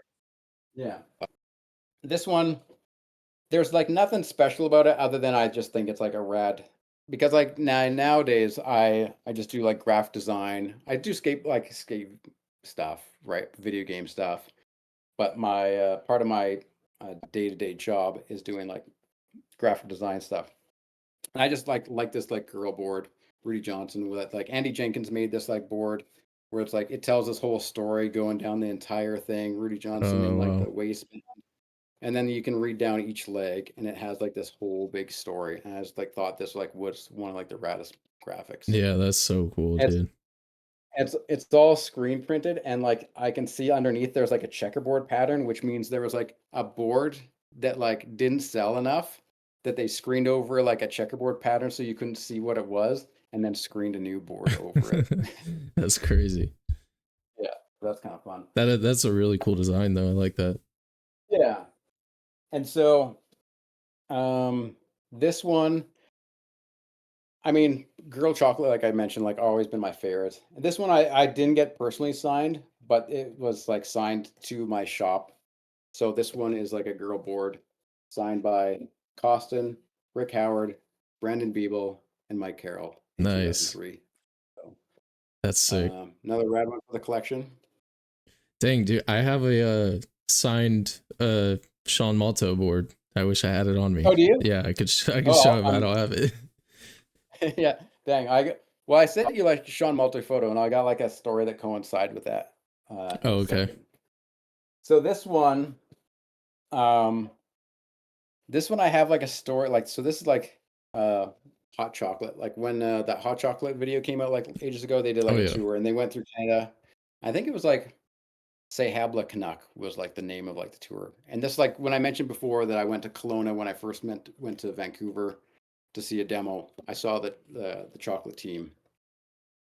So I've got like so it's got Scott Johnston, Chris Roberts, Nice. Justin Eldridge, Divine Calloway, Gino Iannucci. And Gino Iannucci for me is like the god. Like there's no like as far as style, Gino is like top. Yeah. So like I roll up to the demo and like the demo hasn't started yet, but like everybody's already skating and stuff. And I see that Chris Roberts is like trying this nose grind. There's like this ledge and it just like arcs and it's like really big. And he's been trying it like for a few tries. And so I'm just kind of like watching as I walk up and I'm just like kind of like just checking this out. and I could see that he's like shooting photos, and there's like Oliver Barton is there, like who's like a skateboarding photographer at the time. And so like he finally gets it. It was rad. Like, he's got the photo. Great. A couple months later, the issue of Transworld comes out, and I'm walking through the background of this nose grind photo. And unfortunately, the one dumbest thing that I've ever thrown out was when I was leaving Vancouver, I was like trying to condense all my stuff. It's like, oh, books are heavy, magazines are heavy. And I was like, I saved so much stuff, and I'm going through stuff. And I was like, this one issue of Trans, where I was like, why did in the world did I even like save this one? Like, there's nothing special about this issue. Like, all right, chuck it. Like, I need to get rid of stuff because I didn't put like a little post-it tag on the page. I threw it the magazine where I'm walking through the background. So I had one issue of Trans World where I'm in it, and I Dang. friggin' threw it away. That's crazy. Yeah. All right, we got four more. So, oh, and then we got some stuff behind me. I'll show you quick. Actually, oh yeah, so we'll switch from boards to these. Okay. So, Girl Skateboards had a art show at Antisocial. They had like many art shows at Antisocial, but one where they sold like wooden dolls. And I was never late to any art opening at Antisocial. Nonetheless, it would be like, or I should say, like none I'd be late for if they were like involve a girl and chocolate. Mm. But I had some friends over that evening, and I was late to this one, and I didn't get first pickings of the dolls. And so I was like, no, there's like some really rad dolls that were there. Anyway, so I still managed to get like this Evan Hecox doll. That's So really this one's cool. like kind of like screen prints, but then it's like kind of like just like paste like a wheat pasted onto the doll. And then I have this one from Andy Jenkins, um, of this, and it's like Bluefoot series, whatever. So it's 2005. So I get Mm. these like two wooden dolls. So the dumb thing is like I could have got more. Like I didn't find that they was like these were too expensive. I should have like gotten there earlier. I could have bought a Thomas Campbell one. I could have bought a Lori D one. I could have bought like a bunch because they were expensive enough, Yeah. but they were like $250. In hindsight, I'd be like, man, it would be sick to get these because even to get like the replica ones, like a couple of years ago, that were kind of like mass produced as like $500 for like a really big one. I was like, these ones are all like hand painted. I know I'm like handling whatever, but I should have bought more of them. Yeah. Hey, at least you All have right, those. I mean, it's cool. I do have at least like these two. Yeah. So, so to go along with that, um, I emailed Andy Jenkins, and Andy Jenkins again, art director for Girl Skateboards, some of my favorite board graphics and stuff.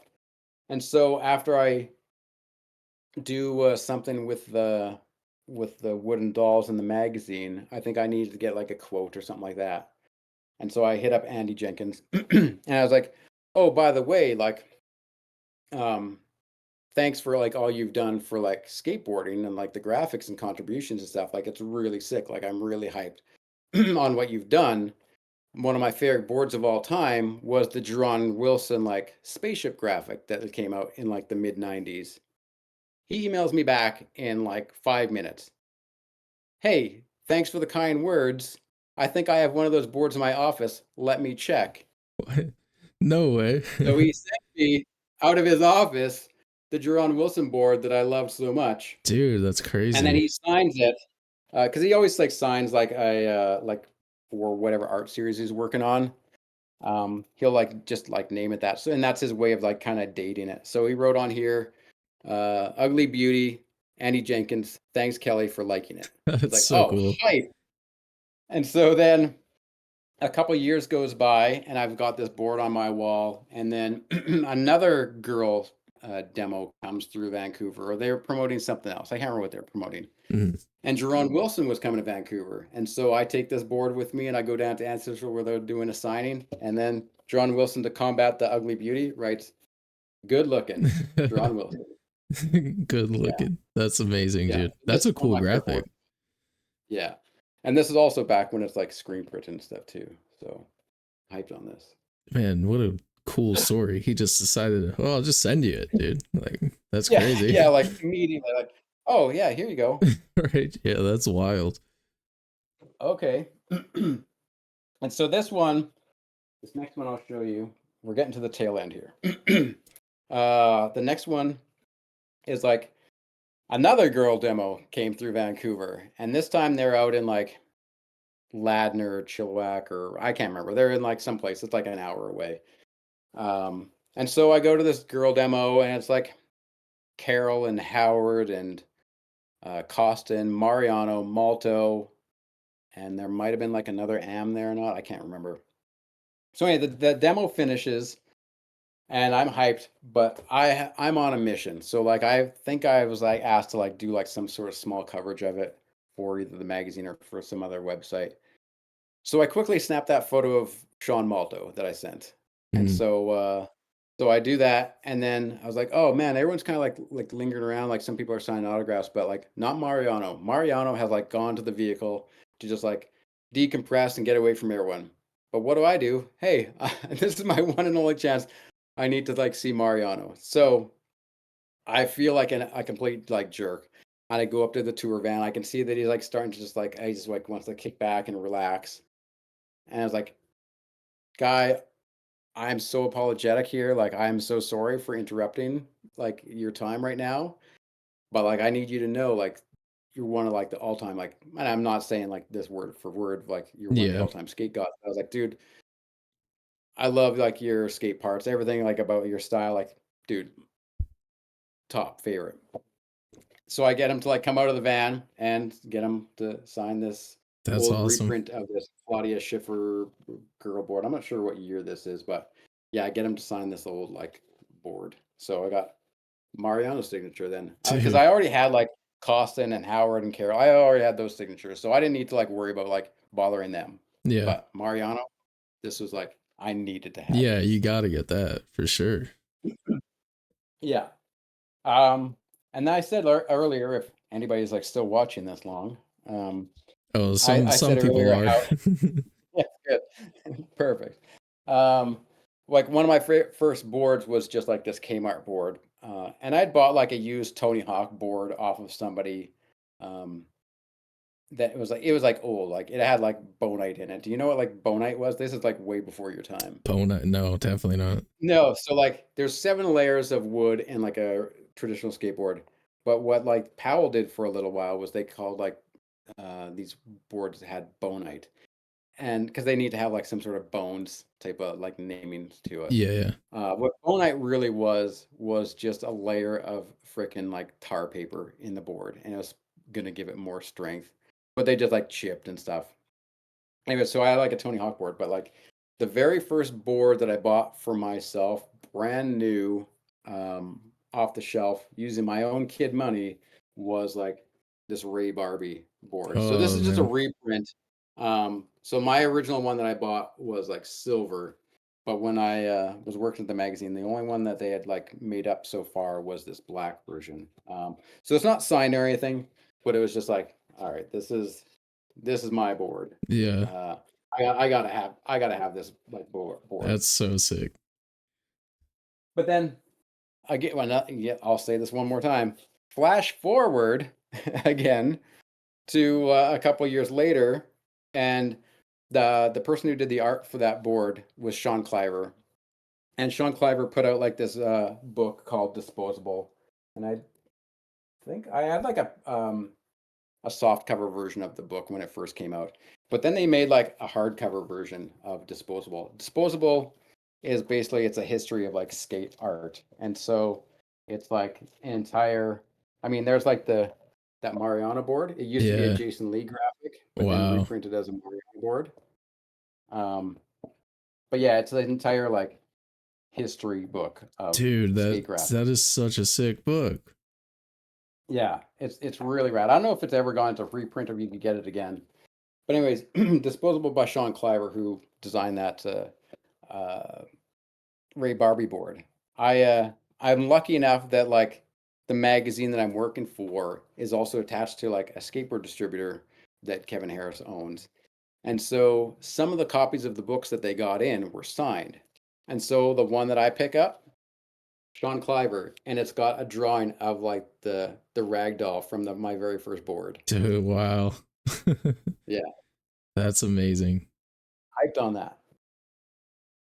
And the last board I'll show you the story behind this one. So this is uh, Designarium, and Designarium was like a really short-lived, like kind of like a pet project, like just like a fun side thing for Nodus Copus. Nodus Copus, like for people that don't know, was like did the fire hydrant spin. I Yeah. mean, absolutely legendary. He could have done like nothing else, and like he would still go down the history books. But like Absolutely. he did so much. Like his style was like so good. So we did like some reprints and it did some different things with the Designarium board project. Um, but this one, they made 400 or they made 500 of these boards. I got number 498. And the reason being is that, and I'll just show the boards. So this is one of like Natus's old Oh, classic boards from like SMA, Santa Monica Airlines. Um, Signed by Natus there. that's, dude, what? But like number 498 out of 500 because we were supposed to get these boards at that skateboard distributor, but they forgot and they put in like all the other orders out to like different shops across America or like across the world, wherever they were shipping. But they forgot to send some to Canada. And so what they did was like they grabbed the final 10 that were in Jeff Kendall's office. And Jeff Kendall used to be like old Vert Pro. He now, I think he's like one of the head dudes at NHS, the company that like owns like Independence and Slime Balls and Santa Cruz and stuff like that. So I got this like Nodus board that came out of Jeff Kendall's office. Yeah, number 498 out of Wow. 500. That is amazing. This one does stay on my wall at all times. This was like one of my favorite graphics. That's a really So, sick design. I was gonna yeah. say, do you have all these hung up? What's that? I said, like all these boards and stuff. Are you hanging them up on your wall, or only some, like select few, or? Yeah, like I think out of like the whatever like 8 or 9 boards that I showed you, I think 2 are on my wall, and I think like the other ones they all just sit in a stack in the basement in like a storage shelf. Like it's they're not shown. Just the same with like my art prints that are like in a tube. Mhm. Um, like I could sell some of this stuff, but they're so much more valuable to like all like the stories that I have with them, Yeah, right? no, this So is like incredibly fascinating. The fact that you have all this stuff to like show off, like yeah. it's so cool, Oh, dude. thanks. Thanks. Do you know Yeah. how many Pretty cool. boards you have in total? Not like a ton, but like maybe I don't know, like 20 or like 20 other ones, maybe. I'm not Mm, sure. And some are like signed by like Colin McKay, or I've got like a few other ones that are just like not signed, but like I think I got 2 boards signed by Rick McCrank because like the first one he um misspelled the name of my shop wrong. And I was like, all right, I got another board now. So I made an excuse. Um Yeah, I don't know. Like I maybe have like 30 boards in total. I used to have like this whole huge collection of like just random odds and ends, but most of the stuff I have collected just kind of yeah, it just ends up like I got too much. I don't know where to display it, and it costs too much to like buy art frames and stuff sometimes. So yeah, I don't man, know. that's so cool. This is Yeah, all so interesting to me. Um, good. so we've almost been going for 2 hours. Oh, yeah, I don't know how much you're gonna have to cut there. No, we're not. I'm not cutting much out for sure. I want to just one more thing. I want to ask about the guy falling, the Yeah. little statue behind you. What is that? I've just been looking at it the whole time. Oh, this is another thing by Andy Jenkins, and so he used to have this. Here, let me just put the box. So Andy Jenkins used to have a comic strip in was it in Thrasher or Transworld? In Transworld, there was a Wrench Pilot Transworld comic that well I can see on the side here. Um, Ran as a 2-page spread for about 3 years from 1989 to 1991. 23 episodes in Transworld. And so like he created this character called Lettuce Be. And Lettuce Be was like just this really stylized, like he just like do like mad laybacks and stuff. Mhm. Um and so this is just like another another one of those benefits of like knowing people in the industry, because I just rolled up to That's cool. it's like final toy. I just rolled up to like the skateboard distributor that was like releasing this, and I was like, "Oh, that's really sick." And they're just like, "Oh, do you want one?" Like, you mean free? Yeah. It's like, yeah. Wait, that's a dumb question. Yeah, of course I'm gonna take it. Um, so yeah, that's a little throwback Andy Jenkins vinyl That's sick. toy. Yeah, I've been looking at it the whole Yeah, time. The whole time, and I'm like, yeah, what is that? yeah. Little chocolate radio. Nice. That's Just sick. yeah, it's got like a lot of random things. Yeah. Like even, I mean, this is getting off topic, but like I showed you like that one camera, my plastic camera, and this is like another one where it's called a spinner 360. So this takes 35 millimeter film, and like so when you pull the string, it spins the Whoa. full. So as it spins, it's pulling like the negative of the film around with it, so it can take like this is like long before iPhones. Obviously, it can take like a strip film and do like a full 360 panoramic of it of whatever you got. That's crazy. Yeah. Random toys. Oh, I got one last thing, All right. and it's kind of been hiding here. Last thing. Let's Uh, see it. yeah, one last thing. And since Cuz isn't here to dispute it, I'll say that this is his favorite film of all time. Wink, wink. Got it. Um, um, but the movie Rad. Have you ever seen the movie Rad? I've heard of that, but I don't think I've ever seen it. It's a BMX movie from the 80s. It's filmed in Canada. It is like it's incredible.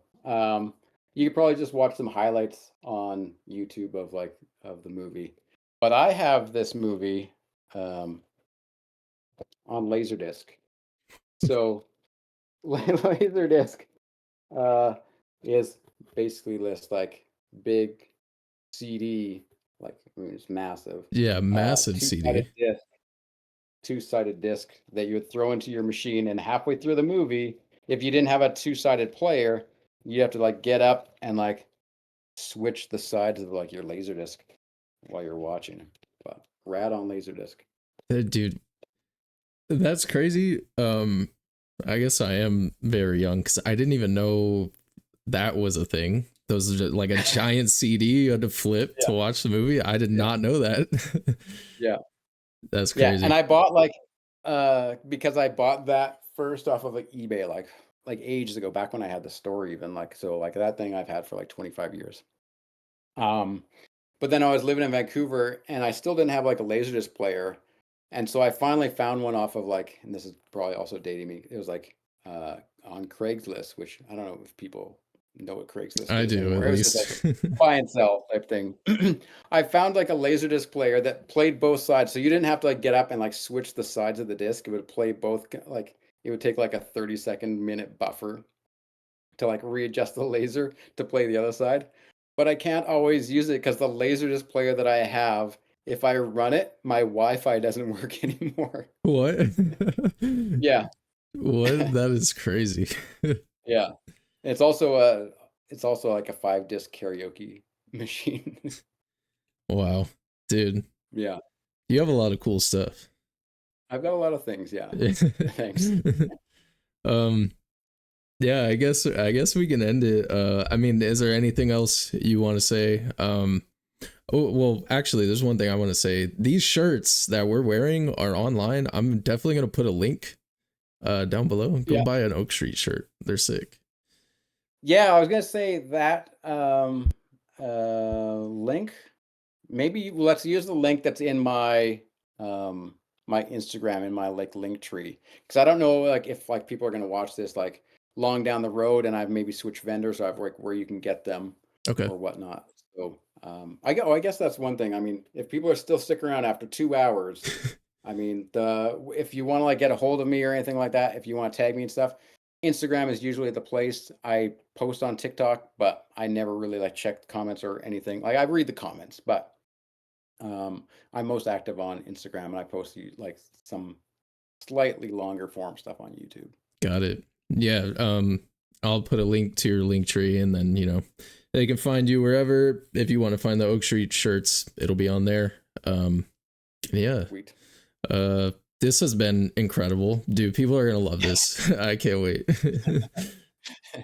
Boost those views. Get the long play. Run lads all the time. Right, ads throughout the whole thing. No. um, yeah. Thanks for coming on, man. This has been awesome. It's been a great conversation for sure. Yeah, no problem. Like, thanks for having me. I really like. It would have been cool to do something earlier, but honestly, like without being able to like show any content that you and I have been producing, like it's been really like tough to like talk about certain things. I don't know if you find that with like your podcast in general, but Yeah. having to talk about old legacy content is it's tough. Yeah. I mean, there was probably almost a year where I didn't upload because there was just nothing. I couldn't really talk about anything. So Yeah. now that we're showing off gameplay and our early access is getting closer, it's like there's a lot more to make content on. It's like very motivating too. So Yeah. Oh, I got one.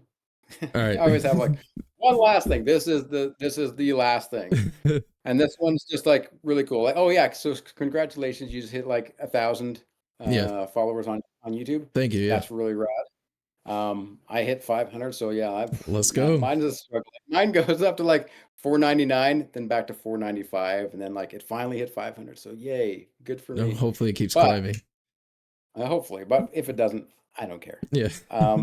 But but I'm so fortunate to like skate to like they've shared everything I put on Instagram, and what I've gotten for people that want to reshare and stuff has been like really incredible. I'm so thankful for it. And as of just like a couple days ago, the month of July, on Instagram, I've hit over 1 million views. Dang. That's crazy. Yeah. So I'm hyped. Like for a small channel like me, like I've got like a little bit more than 2,000 followers. So for me to hit like 1 million views, like that's massive. And I can't do it without Skate sharing it. Like Yeah. I'm not going viral on my stuff, but I'm really, really like thankful that I have that kind of like voice rebroadcasting me. Yeah, man. It's crazy. I posted a video yesterday and like it's I don't know what it says. It's probably almost at like 150,000 views right now. It's cuz Skate Yeah.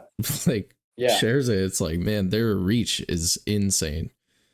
Yeah. It, But it's still small amongst EA, like, but yeah. it's big. Yeah. Yeah, compared to Uh, other franchises, of course. yeah. But Yeah. yeah, I mean, this has been amazing. I can't wait to see what you do, what you and Oak Street do once the game comes out, and yeah, it's gonna be awesome, dude. Thanks. Yeah. I'm hyped for all of us to kind of be on this journey together. For sure, man. All right, thank you for coming on, man. Yeah, you're welcome. Thanks for having me. All right, later. All right. Later.